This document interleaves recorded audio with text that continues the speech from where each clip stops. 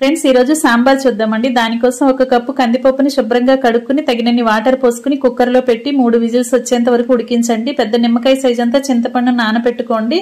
కొరగే ముక్కలన్నీ కూడా కట్ చేసి రెడీ చేసి పెట్టుకోండి. ఉడికిన కందిపప్పుని మెత్తగా మ్యాష్ చేసుకోండి, మెదుపుకోండి. స్టవ్ ఆన్ చేసి కళాయి పెట్టుకుని 1 టేబుల్ స్పూన్ ఆయిల్ వేసుకుని కరివేపాకు వేసుకోండి. బాగా ఫ్రై అయిన తర్వాత ఉల్లిపాయ ముక్కలు, పచ్చిమిర్చి, ములక్కాయ ముక్కలు, వంకాయ ముక్కలు కూడా వేసుకుని బాగా మగ్గించుకోండి.